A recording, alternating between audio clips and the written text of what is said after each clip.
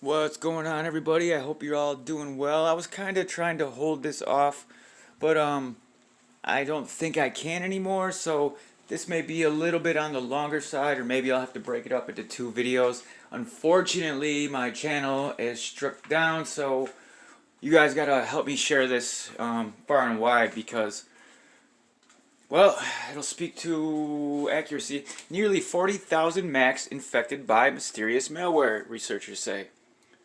Silver Sparrow. Mysterious malware that has not yet engaged in malicious activity has infected nearly 40,000 Mac devices, according to the cybersecurity firm Red Canary, which first detected the threat. The malware, dubbed Red Canary as Silver Sparrow, is baffling researchers because of its elusive motives. Most malware has an ultimate goal. Brian Donahue, an intelligence analyst at Red Canary, told ABC News through email. It might be steal sensitive information, cause damage to devices or servers, or block access to data. In this case, we don't actually know what the ultimate goal is because we haven't observed Silver Sparrow engaging in malicious activity. Donahue noted, however, that most malware operations consist of multiple supporting functions that occur prior to the execution of malicious activity, such as gaining initial access or moving between devices on a network. In the case of Silver Sparrow, while we haven't observed the final payload, we have seen other parts of the malware operation. He added, for example, we've observed it using built-in functions of Mac OS to install itself on victim machines and to remain persistent across reboots. Keep this in mind. Donahue said a member of Red Canary's cyber incident response team first detected the malware, which included a code that runs on Apple's new M1 chip. Based on suspicious behavior from a customer's device, they have not identified its origins. That Apple's new M1 chip will also come into play a little bit later. As of today, we can confirm that the threat has infected nearly 40,000 Mac OS devices, he told ABC News, citing published data from antivirus firm Malwarebytes, though he said this is likely an underestimation of the total scope of the threat. He added that the malware has been dubbed mysterious for two reasons, including that it lacks an ultimate payload and researchers cannot determine the purpose of the threat. Well, I think I can determine the purpose of the threat. The second relates to a file that, if present on an infected machine, causes Silver Sparrow to uninstall itself. Donahue said, we do not know why this file is present on certain systems or why it's present causes Silver Sparrow to uninstall itself. Before I go on with this article, I want to present a little something that I had to hack into because it wasn't really that easy. Oh, actually, better yet. Connected aviation intelligence. Dry run preventing modern in-flight connectivity cyber attacks.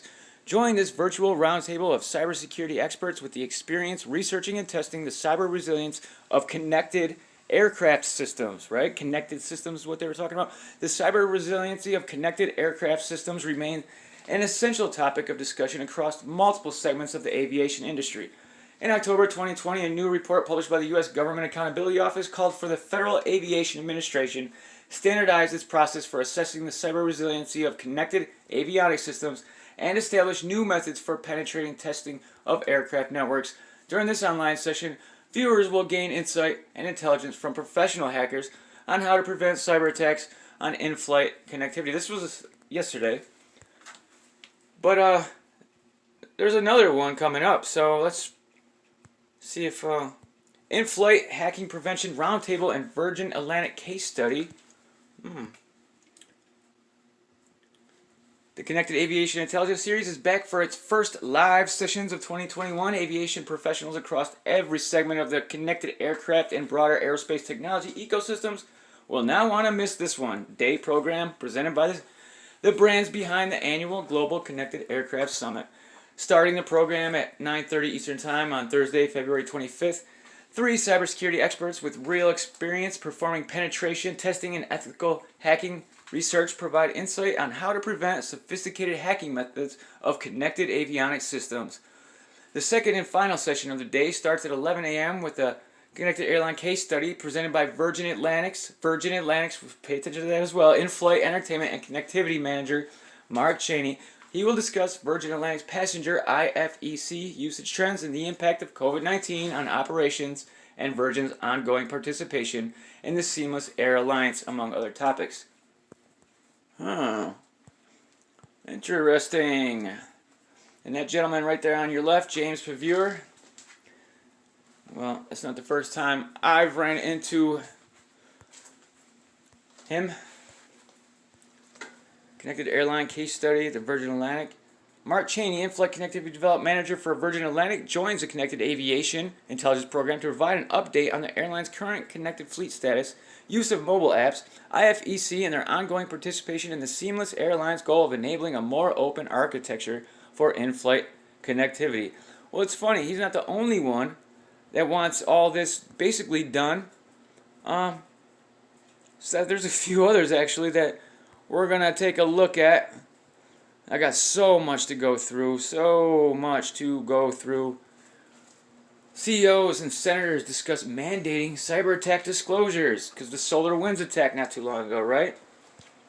Following the SolarWinds attack, it's clear there needs to be more information sharing and better public-private sector coordination. Exactly what the World Economic Forum, the United Nations, World Health Organization, the CDC, you name it. Lawmakers and tech leaders agree in a Senate hearing Tuesday the federal government should consider imposing reporting requirements on entities that fall victim to cyber intrusions, they say.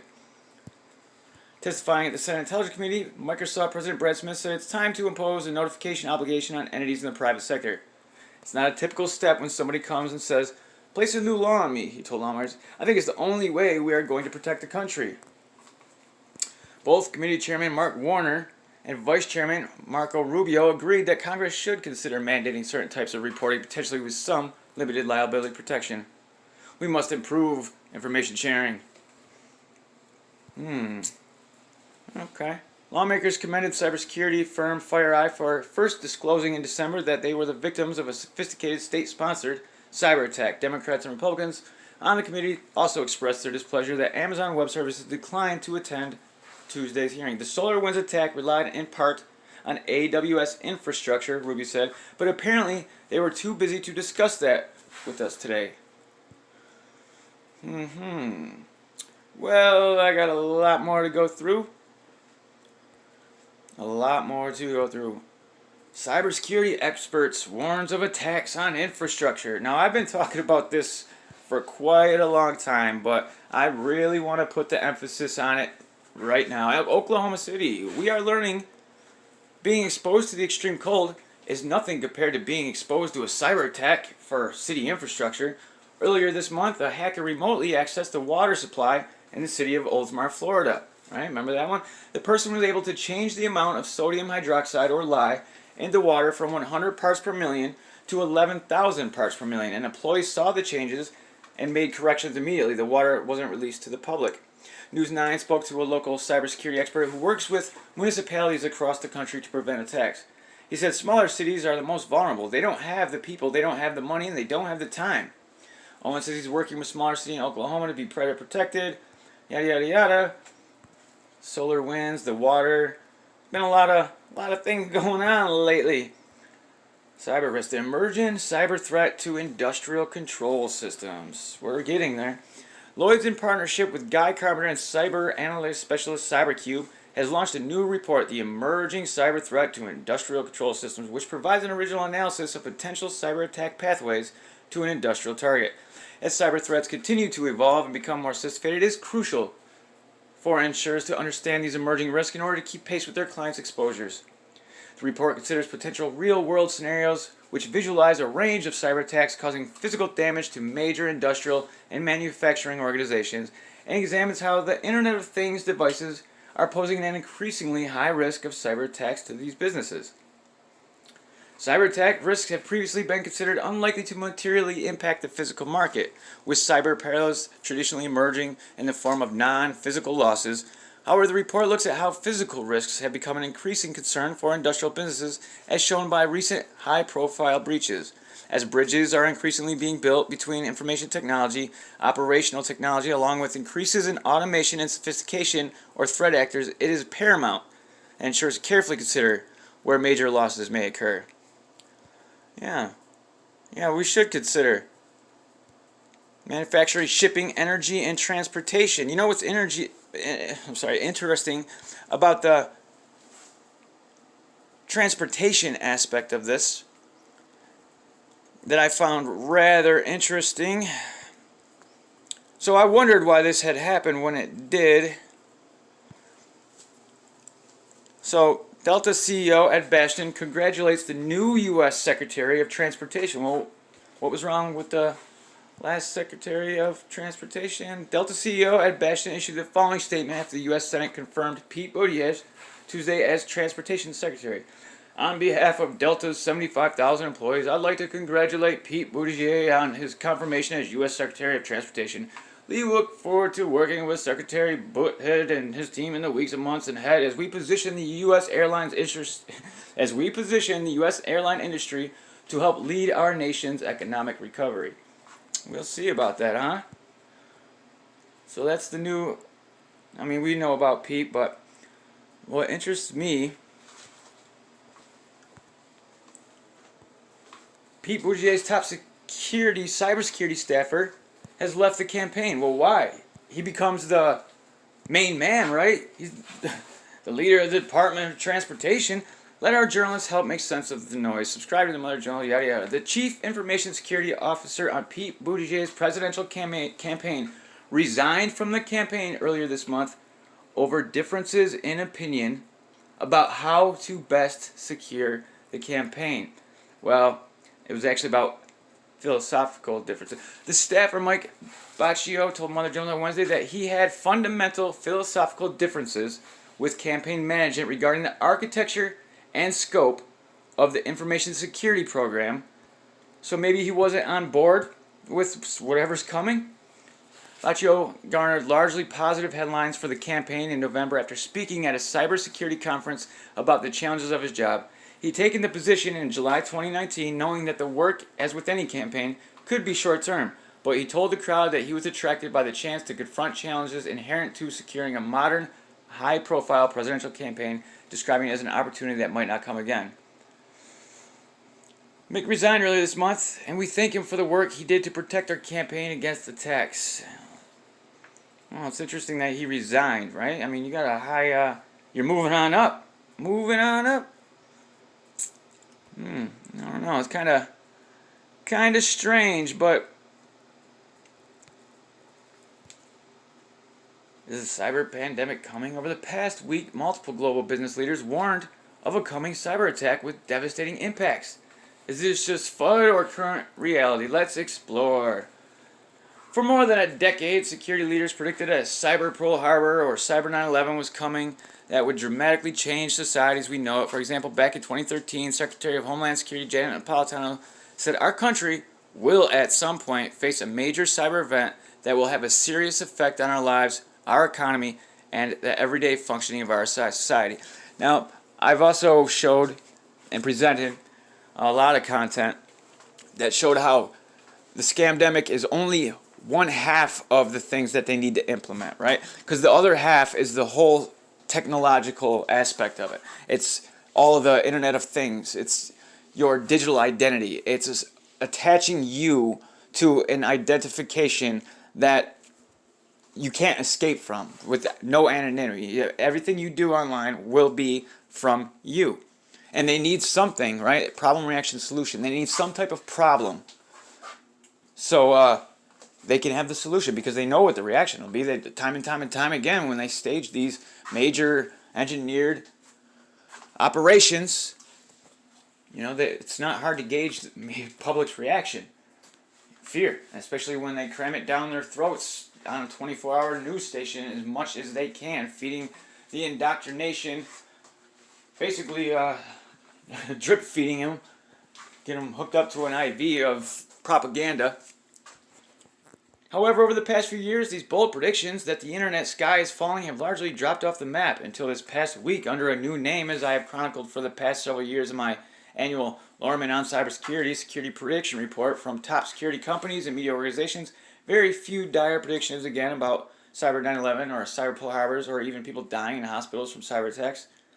The main reason that most cyber prognosticators drop these scary predictions seem to be an overdose of fear, uncertainty, and doubt.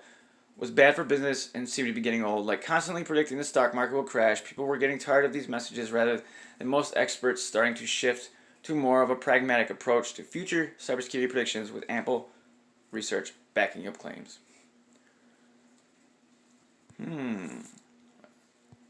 So this isn't a new, I just wanted to bring it up because of some of the things that were said back in 2013, right, from Napolitano. So there will be. Join us February 25th. Don't forget.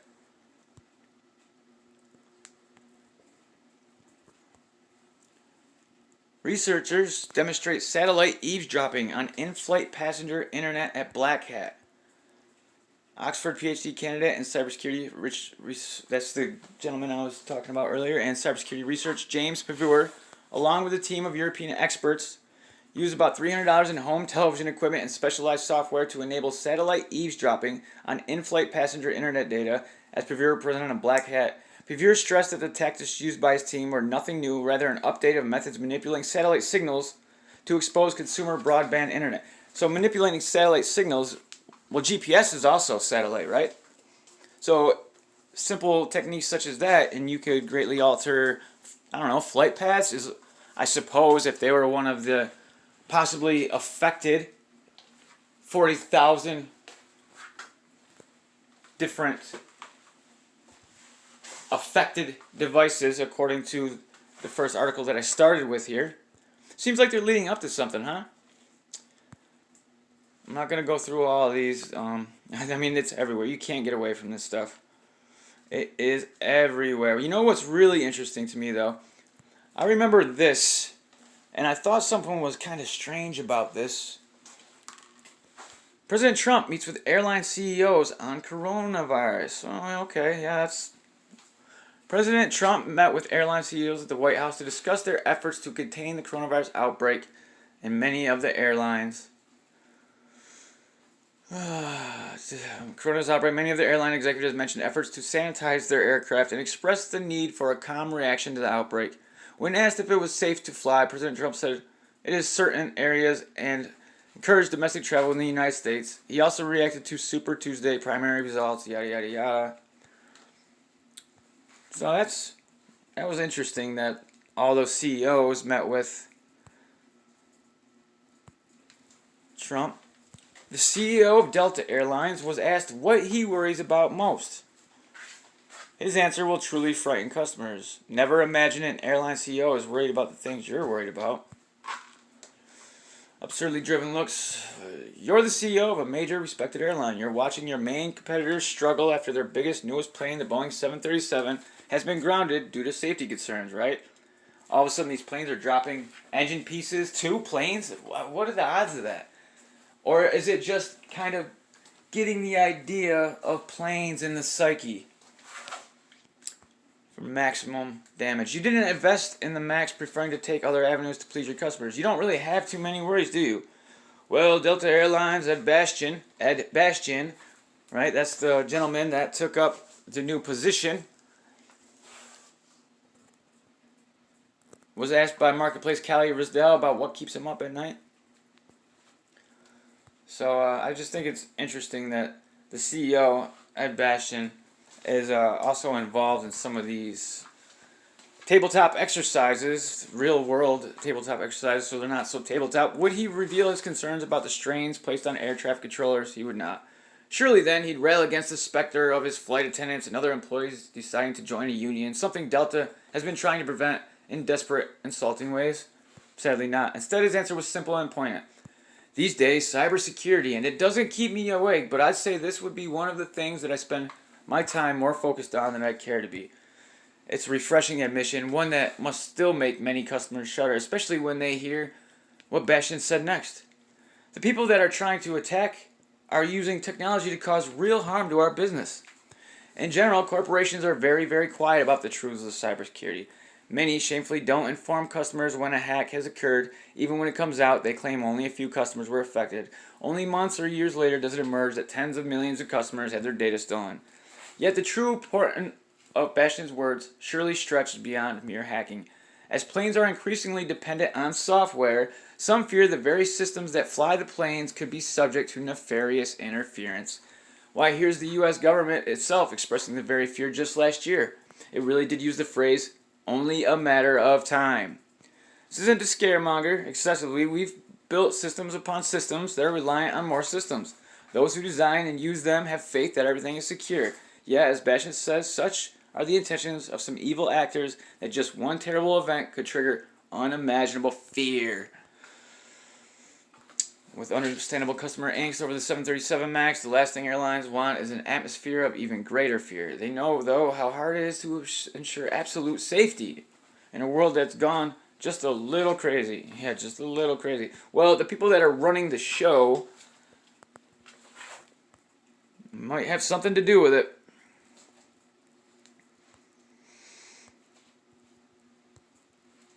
Don't forget, in-flight hacking prevention roundtable 25th.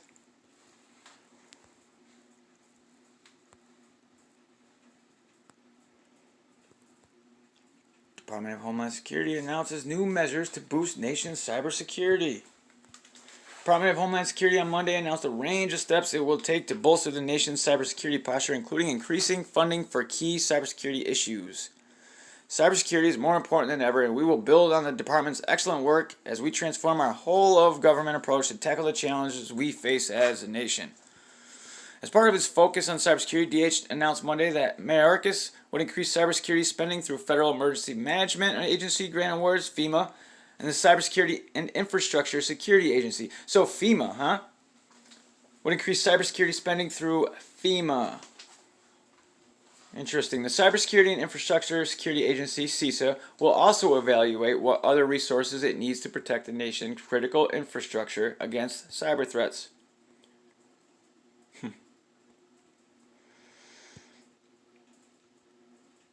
Yeah, so again, not going to go through all this. It's more than I care to really read.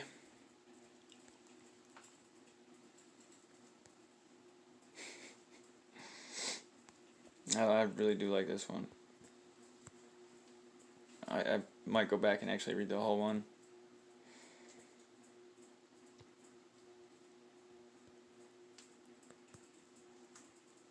With nearly 600 flights canceled, British Airways will pay $112 million to customers. This was back in 2017. It was kind of hard to find this one, but I was looking for it because British Airways' epic meltdown over a busy holiday weekend further fanned public outrage of an industry infamous for its focus on cost cuts over customer service, leaving the UK carrier scrambling to explain how a local computer outage could lead to thousands of stranded passengers. Amid United Airlines' dragging fiasco, mass cancellations at Delta Airlines, and U.S. concerned about terrorists using laptops to down planes, the global aviation industry hardly needed another blow. But then on Saturday morning, a brief power surge knocked out British Airways communication systems, grounding the carrier's entire London operations, leading to days of chaos and putting the new chief executive officer in the hot seat. A full flight schedule is due to resume on Tuesday. With nearly 600 flights canceled and luggage unable to be dispersed, images and horror stories quickly coursed through social media. Damages for rebooking and compensating customers, estimating about 100 million euros, or about $112 million. The image damage could be even greater, as British Airways appears to have no idea how it all happened. We're absolutely committed to finding out the root cause. So if they have no idea how it happened, right? Keep that in mind. We're absolutely committed to finding out the root causes of this particular event. A grim looking at Alex Cruz, the airline CEO, said in an interview with Sky. He did, however, rule out a cyber attack.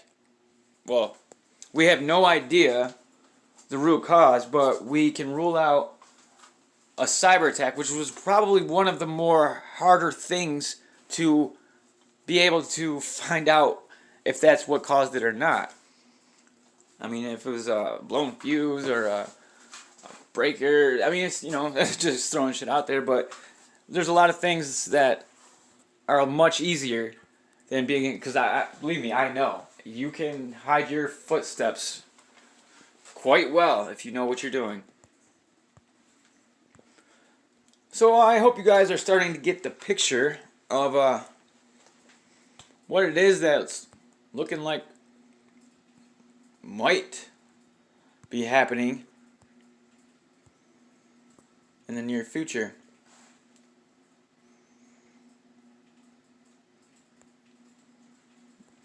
I don't know though. I don't know. But industrial cybersecurity market giants spending is going to boom. Market watch. Industrial cybersecurity market giants spending is going to boom. International Business Machines Corporation, Honeywell International, ABB, February 23rd. The latest report on the industrial cybersecurity market by Infinium Global Research gives complete coverage of the industrial cybersecurity market by component, hardware, software, security type, network, cloud, endpoint, application security, organization size, small, medium, large, end user, chemical manufacturing, energy, utility, transportation. In terms of key trends, market size, forecast, CAGR growth over the period of 2020 to 2026. In addition, the study covers deep dive into key product and application trends in the regional markets of industrial cybersecurity, such as North America, Europe, Asia Pacific, Latin America.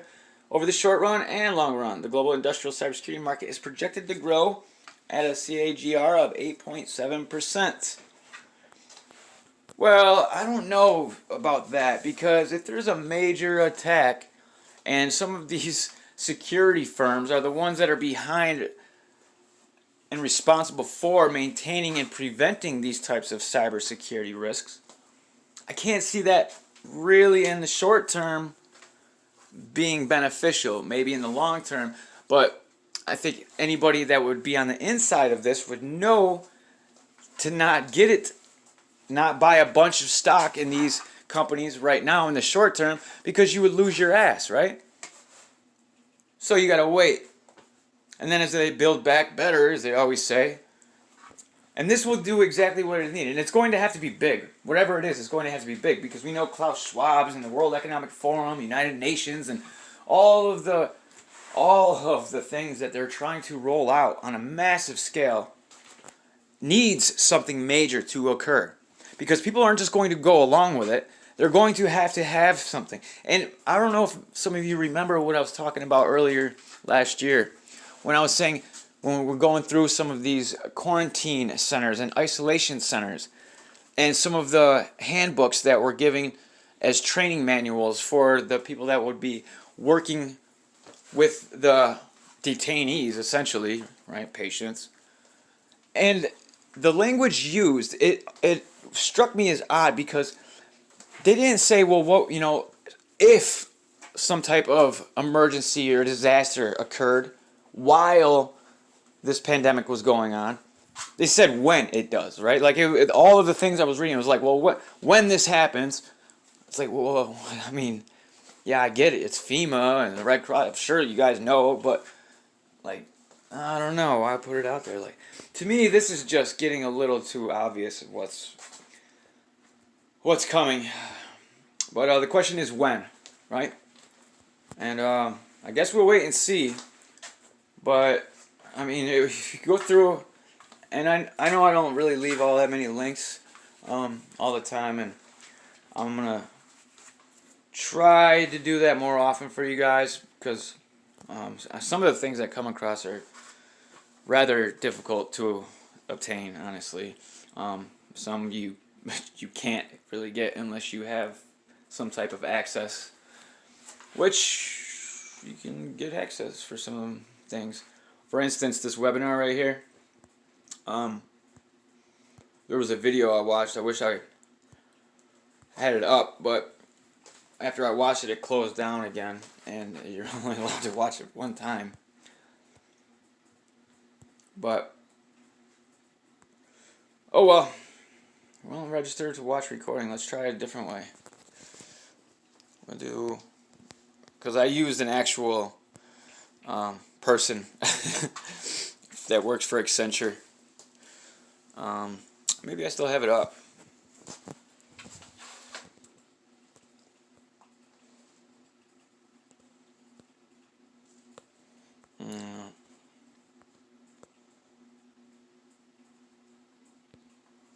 Don't think I do.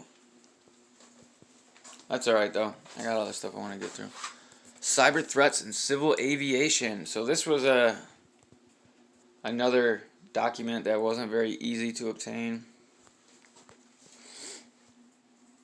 Cyber attacks and threats led to extensive efforts to improve and safeguard computer networks in the United States. For example, the National Infrastructure Protection Plan was mandated to develop defense measures to secure critical infrastructures in the United States. The NIPP promulgates strategies to prevent cyber threats from manifesting by synchronizing efforts between public and private organizations, right? See that all the time. The U.S. government plays a critical role in providing cybersecurity, which includes protecting critical infrastructures, increasing cybersecurity awareness, developing cyber attack capabilities, and disseminating cyber threat information to private and public entities. Cyber criminals exploit private and public computers network to gain access to sensitive information regarding national security, economic interests, military defense plans, military personnel data, and corporate espionage. Regarding the civil aviation infrastructure, the Federal Aviation Administration plays a fundamental role in developing strategies and initiating actions to safeguard civil aviation. Without a doubt, civil aviation is a critical infrastructure that is vulnerable to cyber threats by hackers and malicious actors.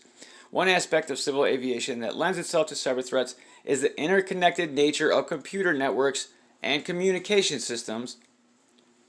Right? That's what this article was referring to right off the bat. It's like they're putting it right out there for you, just to make sure that you are well aware in case something, I don't know, does happen eventually.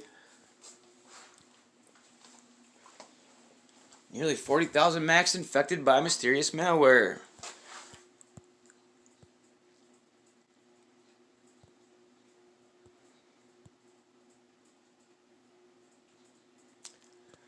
Yeah.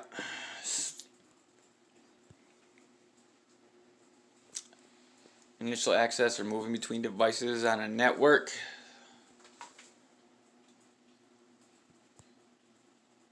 Across. I mean, it's just, to me, it's they couldn't telegraph it anymore. But there's a lot more that I want to present, guys, but I'm not trying to drag these on for hours on hours. And I appreciate you guys supporting the channel. Please get this information out there. Believe me, get this information out there. So do what you guys do, especially that I can't post on my main backup channel. I mean, it's just my main channel now, I guess. But I'll put it where I can, but I'm really counting on you guys to, if you have, you know, a way to mirror it or throw it up on a social media site, or just throw links, go around to other people's comment sections and just get it out there. Be like, hey, you know, just check it out. We'll see what happens. You never know. But if enough people are aware of these things prior to them happening, right, then it's going to be rather easy to point the finger and say, well, you know, some people were able to... Anyways, guys, thank you so much for everything, really. I love you guys. You guys are great. I'm humbled all the time by some of the, excuse me, some of the comments, the links, the information, the things you guys give me, send me. It's amazing. And yeah, I hope I could provide the content that is of some type of value for you guys. So hope you all have a great night, great morning, great week, great month, great year, great decade, great century, great millennia, great eons. Much love. I'm out.